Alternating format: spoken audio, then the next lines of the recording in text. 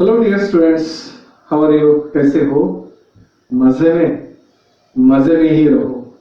Okay, तो today we will discuss about the methods how to draw the switching circuit from the given statement pattern. आज जे आपल्याला शिकायचं आहे ते म्हणजेच दिलेलं जे स्टेटमेंट पॅटर्न आहे त्या स्टेटमेंट पॅटर्न वरून स्विचिंग सर्किट कसं ड्रॉ करायचं आहे ती मेथड आज आपल्याला पाहिजे. Okay, and that is very simple, फारच सिम्पल आहे.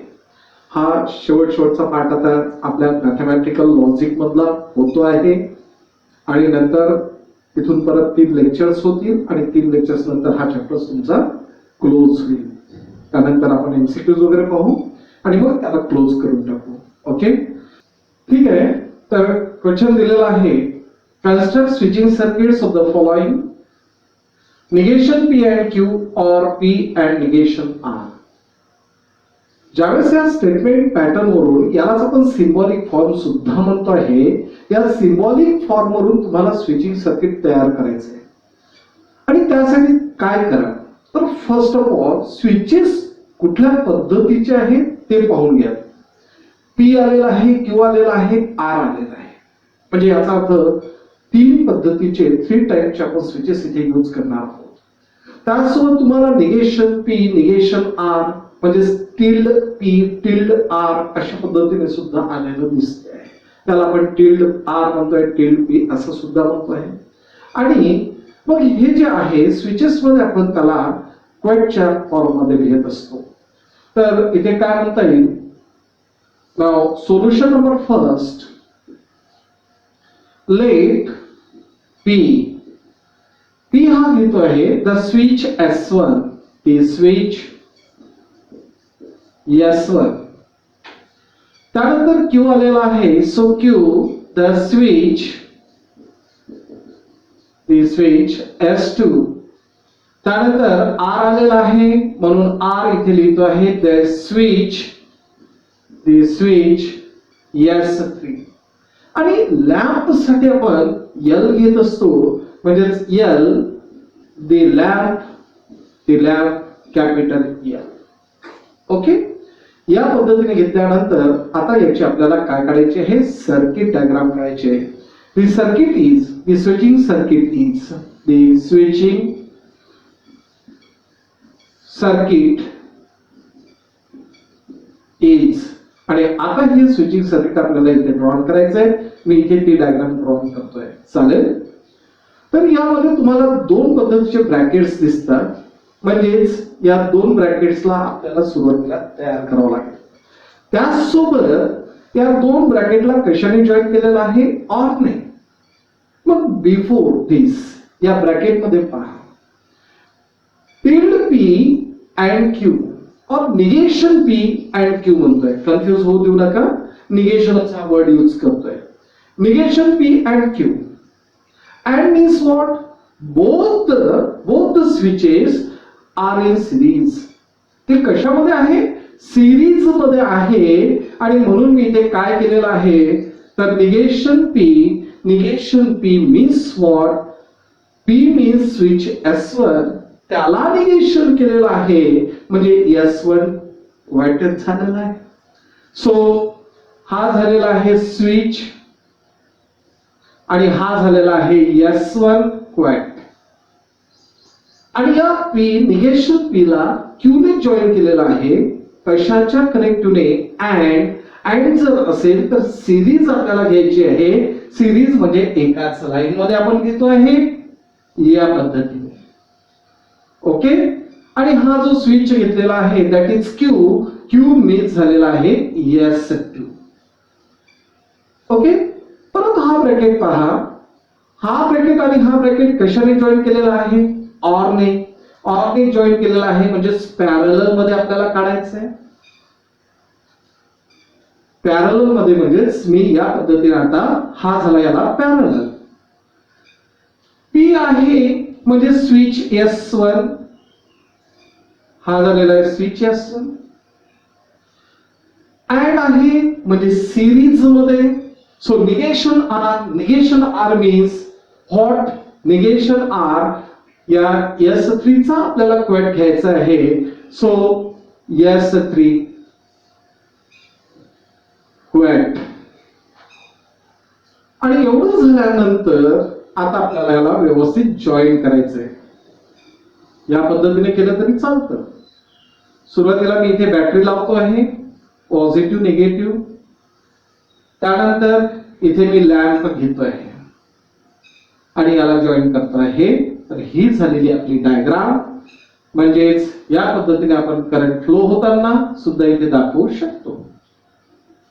ओके, तर काय झालेलं आहे, म्हणजे दिलेलं जे होतं त्यामध्ये काय आहे, फर्स्ट ब्रॅकेट दोन्ही जे स्विचेस आहेत ते अँड ने जॉईन केले म्हणजे सिरीज मध्ये आहे. परत हे दोन स्विचेस परत अँड ने जॉईन केलेले आहे म्हणजे सिरीज मध्ये आहे. And both brackets are connected by or connective, म्हणजेच हे दोन्ही ब्रॅकेट्स आपल्याला पॅरलल मध्ये दाखवायचे. आणि मग त्याला एक सर्किट तयार केलेलं आहे. बॅटरी आणि लॅम्प इथे जॉईन केला आणि हे सर्किट स्विचिंग सर्किट आपण कंप्लीट केलेलं आहे. अगदी सिंपल मेथड आहे, काही कठीण नाही. ओके, सेकंड नंबर प्रॉब्लेम घेऊ आपण. परत तुम्हाला ऑब्झर्व करायचं आहे कुठल्या पद्धतीचे स्विचेस, कुठल्या पद्धतीचे इथे स्टेटमेंट्स आलेले आहे. पी पी पी क्यू आणि पी, म्हणजे फक्त दोन पद्धतीचे सिंपल स्टेटमेंट आहे. सो लेट पी झालेला आहे. The switch S1. Q statement होते आहे the switch S2. Negation Q किंवा निगेशन P लिहिण्याची गरज नाही. जुन्या सिलेबस मध्ये आपण लिहित होतो, परंतु नवीन सिलेबस मध्ये लिहिण्याची गरज नाही. P लिहिलेला आहे, Q लिहिलेला आहे. लॅम्प जरी लिहिला नाही तरी चालतो. Lamp L, lamp capital L. Okay, आता एवढं झाल्यानंतर the circuit is, the switching circuit is, the switching circuit is. Circuit इथेच ड्रॉन करतोय. आता लक्षात घ्या काय झालेलं आहे. P or negation P or negation Q or P and Q, म्हणजे याचा अर्थ मी इथे न काढता इथे काढतो आहे, इथून सुरुवात करतो आहे. ऑर म्हणजेच हे हा P झालेला आहे, निगेशन P झालेला आहे, negation Q and P and Q all these are connected in parallel. ते सर्वच्या सर्व एकमेकाला पॅरलल मध्ये कनेक्ट केलेले आहे. म्हणून सुरुवातीला मी घेतलेला आहे P, सॉरी याला म्हणतो आहे S1. त्याला ऑर आहे, मीन्स या पद्धतीने घेतो आहे. ऑर मध्ये निगेशन P, तर हा झालेला आहे S1 करेक्ट. ऑर आहे निगेशन Q, ऑर परत म्हणजेच परत मी याला या पद्धतीने, तर हा झालेला आहे निगेशन Q म्हणजेच S2 क्वॅट. त्यानंतर परत इथे ऑर आहे, म्हणजेच परत मी इथे ऑर घेतलेला आहे. आणि ऑर घेतल्यानंतर P अँड Q आहे, तर P हा म्हणजे S1 Q S2 are connected in series. आणि हे सर्व झाल्यानंतर यांना मी आता काय करतो आहे, जॉईंट. आणि जॉईन केल्यानंतर सुंदर अशी डायग्राम वाटायला पाहिजे, त्यासाठी मी इथनं जॉईन करतो इकडून या पद्धतीने. आणि याला आता बॅटरी लावतो आहे आणि इथे लॅम्प. आता याची जो फ्लो आहे, फ्लो ऑफ करंट, तो दाखवतोय.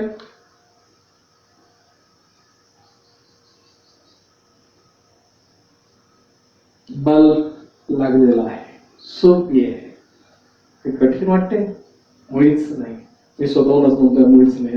असं नका समजू, तुम्हाला ड्रॉन करून पाहायचंय.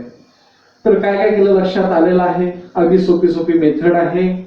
P or negation P or negation Q or P and Q, म्हणजेच आपल्याला यांना काय करायचं आहे, तर सर्वच्या सर्व स्विचेस पॅरलल मध्ये जॉईन करायचे आहे ते आपण केलेले आहे.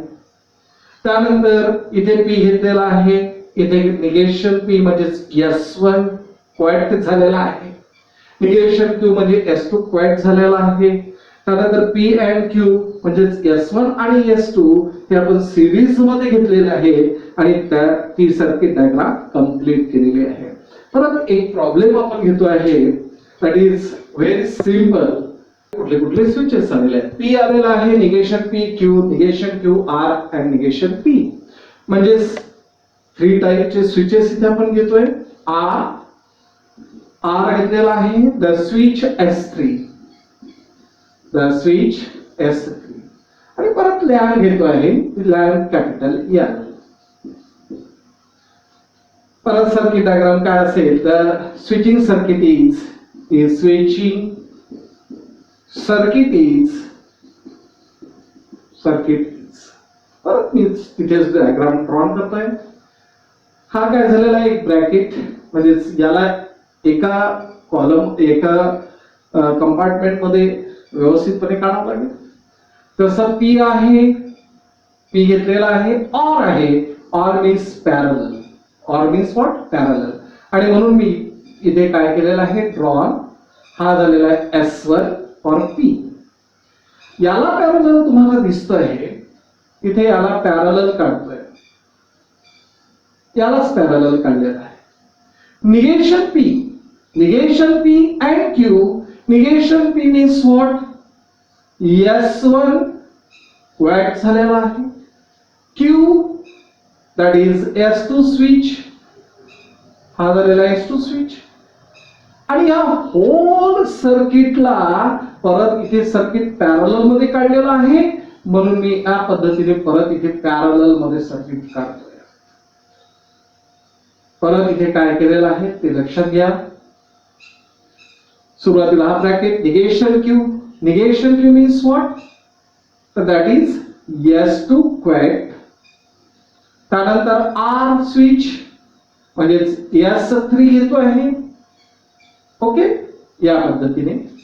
आणि याला परत हा पॅरलल मध्ये दिसतो आहे, म्हणजे पॅरलल मीन्स या पद्धतीने ड्रॉन केलेला आहे, that is negation P, so S1 quite झालेला आहे. आता याला जर व्यवस्थित सर्किट मध्ये कंप्लीट करायचं असेल तर या पद्धतीने मी याला ड्रॉन करतो. इथे अटॅच केलेली आहे बॅटरी आणि इथे लावलेला आहे lamp. And this circuit diagram is complete here. Okay, कशा पद्धतीने घेतलेलं आहे लक्षात आलं सर्वांच्या. काय काय केलेलं आहे, सुरुवातीला हा ब्रॅकेट मीन्स हा कंपार्टमेंट बनवलेला दिसतो, हा ब्रॅकेट म्हणजे हा कंपार्टमेंट घेतलेला आहे. आणि या दोन्ही याला जॉईंट केलेला आहे ऑरने, म्हणजे हे दोन्ही कंपार्टमेंट कशाने जॉईन केलेलं आहे, तर याने पॅरलल मध्ये घेतलेलं आहे. आणि मग इथे सर्किट डायग्राम कंप्लीट केलेली. तर एवढा सिंपल क्वेश्चन इथे होता. नेक्स्ट क्वेश्चन परत आपण पाहतोय. The next problem is simplify the given circuit by writing its logical expression. Also write your conclusion. तर यामध्ये आपल्याला काय करायचं आहे की जो स्विचिंग सर्किट डायग्राम दिलेली आहे, स्विचिंग सर्किट दिला गेलेला आहे, त्याला लॉजिकल एक्सप्रेशन मध्ये पहिले कन्व्हर्ट करायचं आहे. That is very simple. तर इथे काय काय आलेलं आहे, S1 आलेला दिसतोय, S2 आलेला दिसतोय, म्हणजेच आपल्याला स्विचेस कन्सिडर करायचे. मेथड तीच आहे. Now solution, let P the switch S1, the switch S1, त्यानंतर तुम्हाला S2 दिसतो आहे, so Q the switch S2 आणि त्यानंतर आपण लॅम्प घेतोय. इथे जर तुम्हाला S1 क्वाइट दिसतो आहे, S2 क्वाइट दिसतो आहे, तर याला लिहिण्याची काही गरज नाही. निगेशन P, निगेशन Q वगैरे असं लिहिण्याची गरज नाही. So lamp, the lamp, the lamp, L, capital L. Okay, the lamp, capital L. आता एवढं झाल्यानंतर आपल्याला याचं लॉजिकल एक्सप्रेशन्स लिहून काढायचं आहे. काय काढायचं आहे? Logical expression of the given switching circuit. दिलेल्या स्विचिंग सर्किटचा आपल्याला लॉजिकल एक्सप्रेशन. आता लॉजिकल एक्सप्रेशन म्हणा किंवा सिम्बॉलिक फॉर्म, परंतु इथे लॉजिकल एक्सप्रेशन यूज केलेला आहे, वर्ड म्हणून तोच यूज करतोय आपण. लॉजिकल एक्सप्रेशन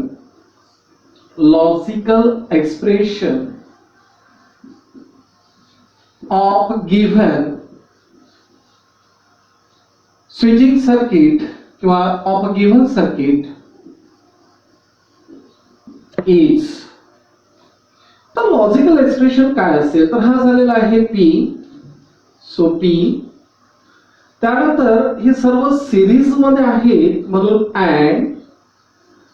त्यानंतर या दोघांचे इथे कॉम्बिनेशन दिसतो आहे आणि ते पॅरलल मध्ये आहे, त्यासाठी आपण ब्रॅकेट घेतो आहे. निगेशन P, दोघे एकमेकाला पॅरलल मध्ये आहे म्हणजेच ऑर, आणि हा झालेला आहे निगेशन Q. परत इथे सिरीज मध्ये तुम्हाला दिसतो आहे म्हणून अँड, आणि S2 म्हणजे झालेला आहे Q. ओके, तर या पद्धतीने आपण इथे कन्सिडर करत चाललेलो आहोत, बरोबर आहे. आणि एवढं झाल्यानंतर आता आपल्याला इथे काय करायचंय तर म्हटलेलं होतं सिम्प्लिफाय द गिव्हन सर्किट. आपल्याला दिलेल्या सर्किटला सिम्प्लिफाय करायचं आहे. दिलेल्या सर्किटला काय करायचं आहे? हे सिम्प्लिफाय करायचं आहे. आणि मग त्यासाठी आपण काय काय करतो आहे व्यवस्थित लक्ष द्या. एवढं झाल्यानंतर नाव इथे लिहून काढतोय. नाव P and negation P or negation Q and Q. आता याला सिम्प्लिफाय करत जायचं आहे आपल्याला. लॉजिकली इक्विव्हॅलेंट तुम्हाला इथे काय दिसतो आहे? P and negation P or negation Q and Q. तर असोसिएटिव्ह लॉज मध्ये आपण पाहिलेलं होतं की P and Q and R जर असेल तर याला आपण P and Q and R असं लिहू शकतो. Yes or no? येस, लिहू शकतोय. मग त्या असोसिएटिव्ह लॉज नुसार जर आपण इथे म्हणतो आहे तर P and negation P or negation Q and Q म्हणजेच इथे आपण असोसिएटिव्ह लॉ यूज केलेला आहे. Associative law. त्यानंतर यामध्ये तुम्हाला काय दिसतोय? इथे आहे P, अँड आहे, ऑर आहे. म्हणजेच इथे जर ब्रॅकेटच्या बाहेर आउटसाइडला अँड असेल आणि ब्रॅकेट मध्ये जर ऑर असेल तर डिस्ट्रीब्युटिव्ह लॉ यूज करू शकता. So use the distributive law here. Distributive law काय असेल तर P and negation P, P and negation P, or P and negation Q, P and negation Q, and Q as it is, and which law we use here, that is distributive law. हा distributive law इथे आपण use केलेला आहे. After that त्यानंतर P and negation P, P आहे आणि परत negation P आहे म्हणजे कॉम्प्लिमेंट लॉ आपण पाहिलेला होता. कॉम्प्लिमेंट लॉ मध्ये काय होणार तर that is P and negation P means F. Complement law तुम्हाला लॉज ऑलरेडी शिकवलेले आहेत. P and negation P means F, or this bracket as it is P and negation Q, आणि इथे परत निगेशन Q and Q झालेला आहे. आणि इथे जो आपण लॉ यूज केला दॅट इज कॉम्प्लिमेंट लॉ.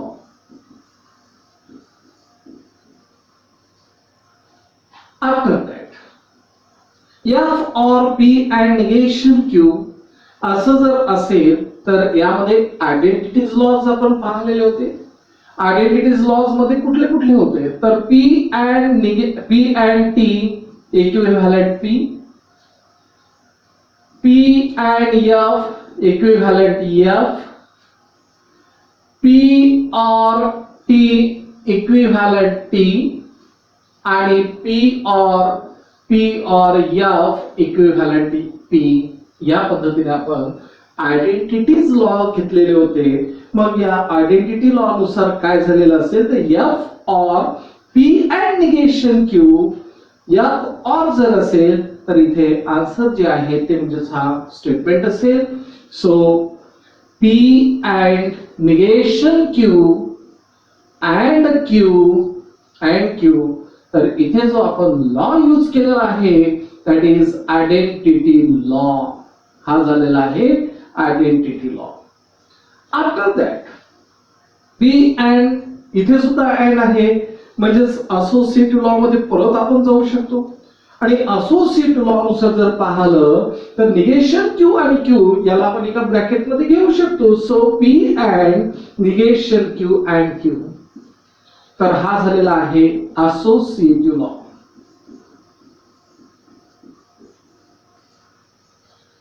आता निगेशन Q and Q आलेला आहे. निगेशन Q आहे इथे Q आहे म्हणजे याचा अर्थ कॉम्प्लिमेंट लॉ कडे आपण जाऊ शकतो. So this is complement law.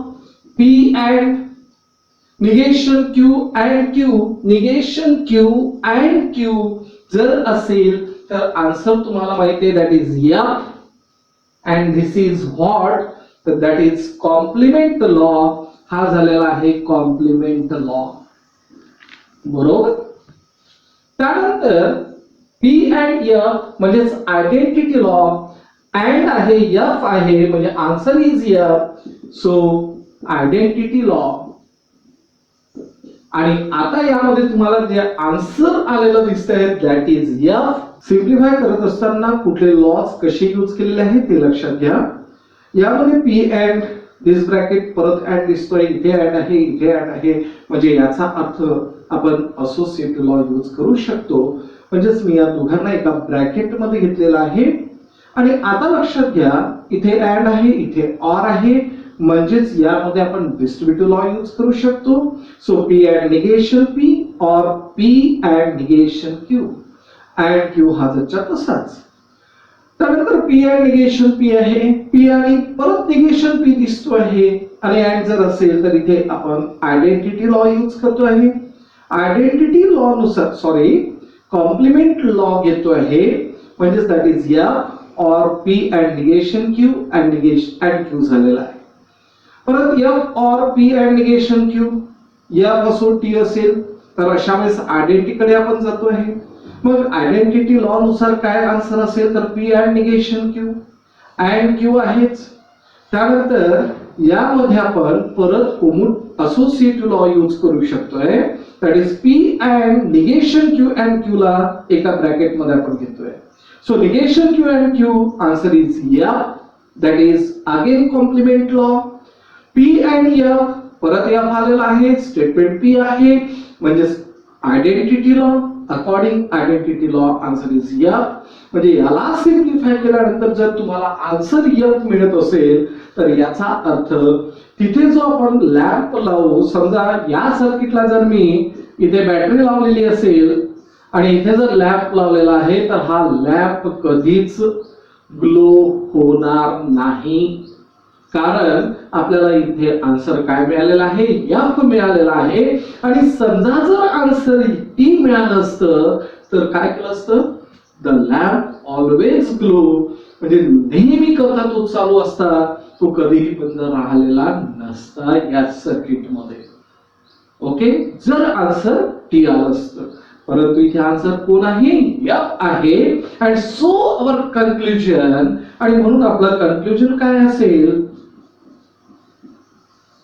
लक्षात घ्या कन्क्लुजन काय म्हटलेलं आहे F आन्सर आहे. So the lamp will not glow the lamp will not glow irrespective of the status of the switches irrespective of the status of the switches. Okay या पद्धतीचं तुम्हाला इथे आन्सर काढायचं आहे. सिम्प्लिफाय द गिवन सर्किट, दिलेल्या सर्किटला simplify करायचं होतं. लॉजिकल एक्सप्रेशन मध्ये सुरुवातीला लिहून काढा, त्याच्यानंतर त्याला सिम्प्लिफाय करा आणि मग त्यावरून आन्सर इंटरप्रिट करा, म्हणजेच इथे कन्क्लुजन लिहून काढा. आणि याच पद्धतीचं परत नेक्स्ट लेक्चर मध्ये आपण एक्झाम्पल घेणार आहोत. ओके, गुड लक.